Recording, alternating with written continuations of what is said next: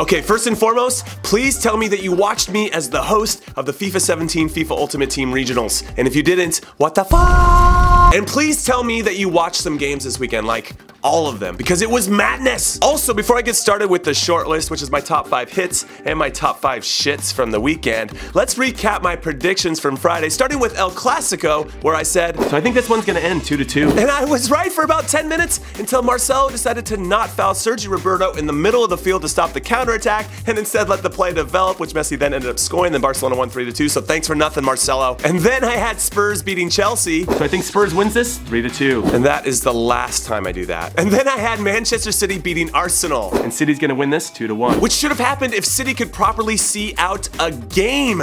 But hat tip to Arsenal for battling back and getting the win, and in particular Nacho Monreal, who had a cool finish after a difficult cross to start the comeback. And then Adrian nailed the Lisboa derby. He said it was going to finish 1-1 between Sporting and Benfica, and it ended 1-1, which means he got his one prediction right, and I missed all 3 of mine. So yay for fucking Adrian. Way to go! So much smarter than I am. I don't know if I want you on the show anymore. But I did say that Kylian Mbappe was going to be the guy to watch in the Lyon-Monaco game, and he scored the game winner, so that's got to count for something, right? Anyway, let's get to the hits first, and here's number 5, Werder Bremen. Led by striker Max Kruse, who has scored 11 goals since the beginning of February, including 4 this weekend against Ingolstadt, the German club went from looking like they were almost certain to be relegated to a 10-game unbeaten streak, which puts them in 7th place, only 2 points away from the last Europa League spot, and that is amazing. And number 5 on the shit list is Pedro Caixinha, my Latin doppelganger and the recently appointed manager of Rangers, who many want me to call Latino, which is a pretty great nickname. Lost to Celtic 2-0 in his first ever Old Firm derby, which honestly, if it happens again, I might have to be Latino out. And number 4 on the hit list is Kyle Larin. The 22-year-old Canadian international has scored 6 goals in 6 games for Orlando City this season, including a brace in their 2-1 win over NYCFC this weekend. And given how much better he gets game after game, I really believe it's only a matter of time before a big European club comes calling. So we need to appreciate him while he's still in the league. And number 4 on the shit list is Bayer Leverkusen. With yet another loss this weekend, this time to Freiburg, Chicharito and friends, who were just in the Champions League back in February, are 4 points away from the relegation zone. And given the difficulty of their last 4 games, Schalke, Ingolstadt, FC Köln, and Hertha Berlin, combined with their poor form, I think they could be in some real trouble. And number 3 on the hit list is Christian Benteke. On his return to Anfield to face his former club Liverpool, the Crystal Palace striker scored twice to lift his current club to a much-needed 2-1 win, which gets them even closer to the safe embrace of mid-table purgatory. Well, yet another poor display of defending from Liverpool has given a lifeline to both Manchester clubs about stealing Liverpool's automatic qualification to the Champions League group stages that comes with finishing in 3rd. And number 3 on this shit list, it's a whole bunch of teams that should have done better this weekend, but didn't. I'm talking Club Bruges, who lost to Anderlecht 2-0, which drops them down to last out of 6 teams in the Belgian League playoffs, and Birmingham, who lost to Aston Villa in the second City derby 1-0, which now puts them 2 points away from the drop zone with 2 games to go in the championship, and Galatasaray, who decided not to concentrate when it mattered most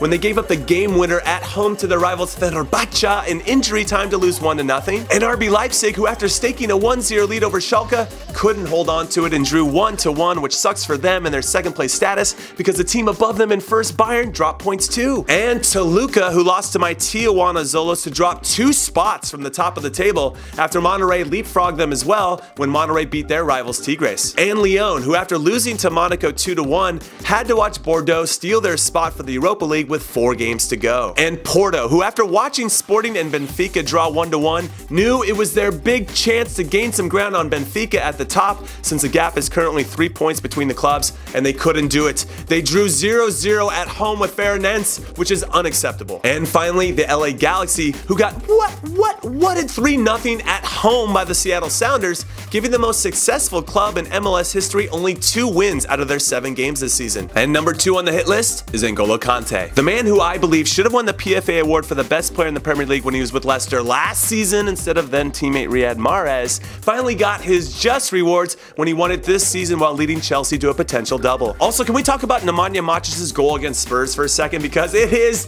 next level. Go find it if you haven't seen it, and then watch it from every angle possible over and over and over again because his technique is A+. And number 2 on the shit list is Ajax. After dropping points against a very inferior opponent in the last game of last season to hand the title to PSV Eindhoven, PSV ended Ajax's hopes again, beating them 1-0, which coupled with Feyenoord's win on the road against Vitesse gives Feyenoord a 4-point lead with 2 games to go, which means it's almost done. And number 1 on the hit list is Leo Messi. Because in a game that Barcelona had to win to stay relevant in the La Liga title race, he scored 2 goals, including the game winner in injury time, which just happened to be his 500th career goal in La Liga to beat Real Madrid in what might be the greatest El Clasico ever. And we could argue that this performance cemented his status as the GOAT, the greatest of all time. And that was a terrible first GOAT. And number 1 on the shit list is Sergio Ramos. The captain for Real Madrid and their usual hero in the biggest of games got a straight red card after an attempted vicious tackle on Messi, which even though he didn't catch Messi completely, the intent was clear. His boots were pretty high. And now after the game, he's saying it was a yellow card at best. And dude, I think you're a great player and a great leader, but you're wrong on this one, and it's okay to admit it. All right, that's it. That is all I got, except for this. I hope you guys had a great weekend, and career mode drops tomorrow, suckers. So keep being you, I'll keep being me, and together we can keep being warm ballers for life. Later.